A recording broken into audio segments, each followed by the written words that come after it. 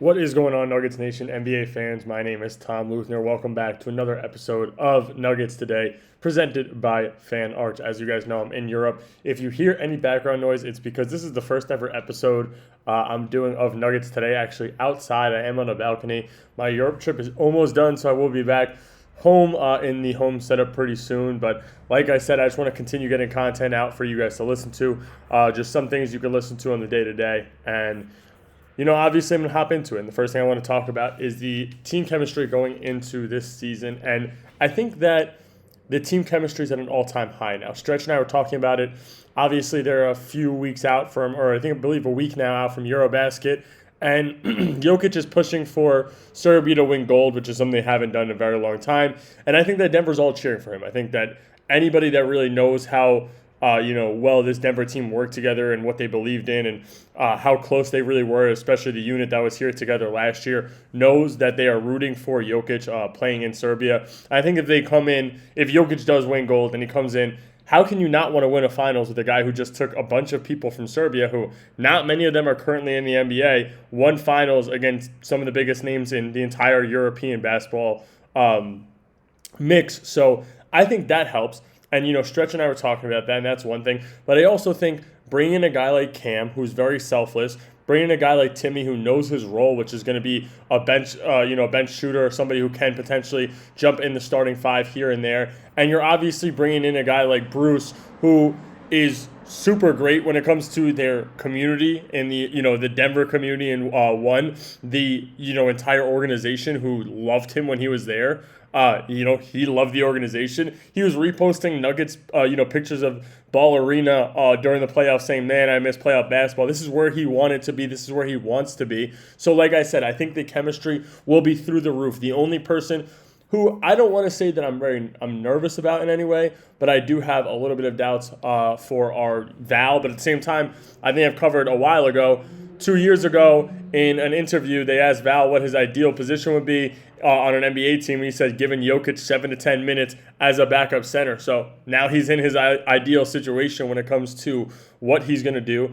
And another main factor in the chemistry is obviously, Jokic and Jamal playing together for so long.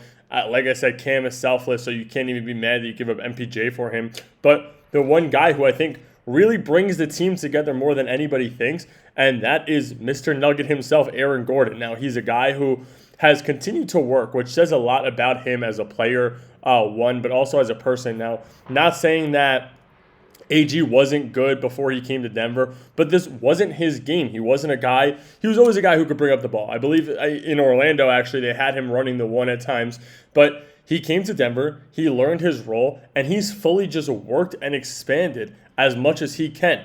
In a recent interview, they asked him what he thinks the biggest part of his game has been recently, and he said it was his three-point shooting. Now, he said he also wants to increase the volume, which means his shots per game from the three-point line, and he also wants to raise his field goal per three-point percentage, which is tough to do because I believe he was top 5 in field goal or three-point percentage last year. So that would be massive for Denver. But like I said, this is a guy who came in, wasn't necessarily bad, but he wasn't as good as he has been in the last year or two. This is a guy who worked as hard as he could to fit next to Jokic because he wasn't a knockdown shooter, so he became one. Now, I think he's great. Like I said, I think he really brings the team together. David Adelman was asked about Aaron Gordon and what they love about him, and he said that he is the heart and the soul of the team, and I can't say that I don't agree, especially after this past year. Had the big game winners. He was a guy who was always there for his teammates. Like I said, he continues to work in the offseason. He's still continuing to work.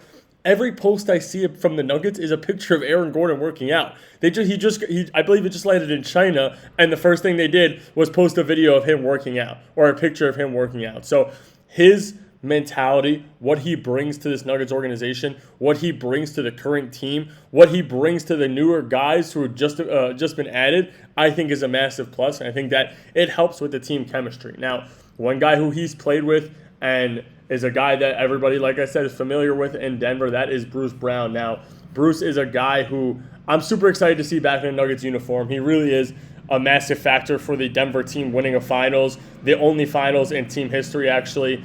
The one thing I am intrigued with when it comes to Bruce is how he's going to play this year. Now, you saw his numbers take a little bit of hits. You saw his, I guess, health take a little bit of hits since he's been on Denver. I mean, it's been a couple years now, right? In Denver, he's averaging 11.5 games. Next year, he played on 2 teams. He averaged 10.8 points.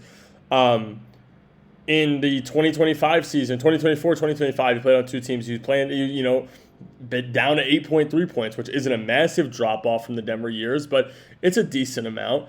I mean, the defense has always been there. It's still there, obviously for him. Then you look at the assist totals. His second career high in assists per game throughout his career was on Denver at 3.4 assists.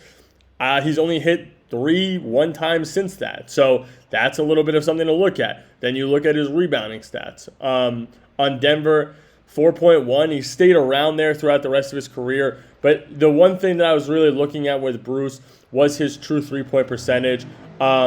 With Denver, he shot 36% from the three-point line, which is league average now, and he's yet to come close to that. When he played on New Orleans for the 23 games he was at that, but that small of a sample size obviously helps him be able to shoot at a higher percentage. So I am interested to see what kind of role Bruce brings to the table, because I also think he's taking on that bigger backup point guard role, which is something he didn't really do for Denver's first stint. You had guys like Colin Gillespie, you had guys like Ish Smith, you had guys like Reggie Jackson who were all there during that time. So not that he wasn't playing, but he wasn't the primary ball handler. And this year I think he will be. But also, talking about that, this is an interesting point. And, I didn't really think about it as much. Denver is lacking the backup point guard. We all know that. Now, somebody made a point about them bringing in Kessler Edwards if he does make the team after his Exhibit 10 day, and saying that Denver is lacking more at the small forward position, which I sort of understand because they lack a little bit of size there, but they brought up the fact that Denver is going to rely on their big men so much when it comes to their playmaking, because obviously Jokic is the best playmaking big in the NBA, and you have a guy like Val who's a good playmaking big off the bench. They're going to rely so much on these guys being playmakers that they might not go after a legitimate primary ball handler off the bench. They're going to let guys like Strother, guys like Pickett, guys like Tim, obviously guys like Bruce come in, play that point guard role, but when it comes to playmaking, play through their bigs. So I am interested, and that's something I brought up the other day. I'm interested to see what they do with Jokic realistically and how they have him play, whether it's on the bottom block or the top of the key and let Jamal run the offense. But when it comes to the bench unit, you may see sometimes where Jokic is playing with that bench unit being the full-on facilitator, and when he comes out, you may see Val taking on that that job of being the facilitator for that bench unit, and Bruce just being the backup point guard when it comes to the roster and the depth chart on paper. Anyway, that is all I got for you guys. Like I said, I apologize for all the noise in the background. Doing an episode outside just so I can get you guys some content to listen to. Thank you guys for checking it out. I will be home soon, so please make sure to hit that like, subscribe, and if you guys want me to cover anything, please let me know down below in the comments, and I'll make sure to get right on that as soon as I can. I'll catch you guys later.